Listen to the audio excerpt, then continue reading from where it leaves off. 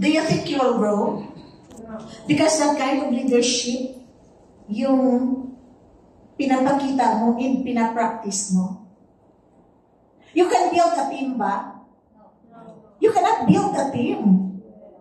Because your people, because your teammates, in their mind, Riway is small.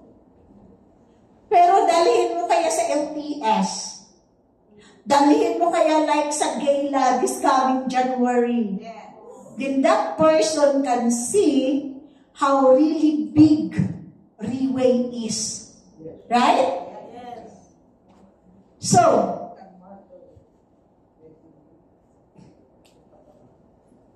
if you involve like here in this room, as what Leilani mentioned a while ago, that she is trying to acknowledge her growth, no? In Imos, in some other places. So it means to say that her group involves and others in the community, in the environment of Riway. Tama? Because like this two person in front, they were able to go to international because Leilani Leilani during that leaders recognition night, she brought this two person in Malaysia. So that experience is priceless. Tama? Yes. And because they involved in other people, as what you can see, they are inviting people to and bring those people here in the events of Riway.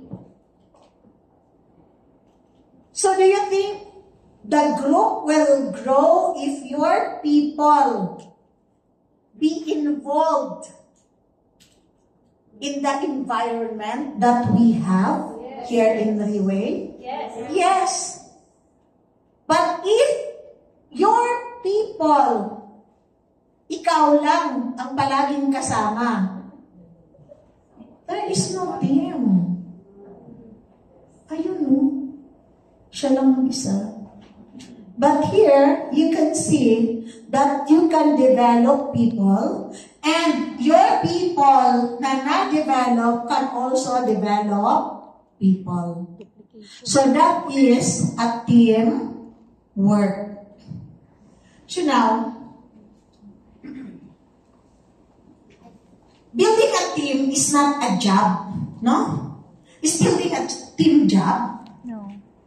No. Then what? Huh? It's not a job. A job kasi, you are required. You are required in the number of hours to report to, right? But building a team is not a job. So there is no hours. Actually, you can do it very early morning. You can do it very late at night. You can do it during the day. No? Because it is not a job. Who required you to do Riway 8 hours a day? None. Right? It's up to you. Because others, you can do it naman 24 hours a day. If you really want to build a strong team and a big team. Tama? So it's up to you. So it's not a job. You are not required. As what Miss Lani always saying that she got her freedom here in the platform of Riway. Because it's not a job. Before, what she is doing is a job. She is reporting 8 hours a day and even work overtime, even overnight, doing it because it is a job.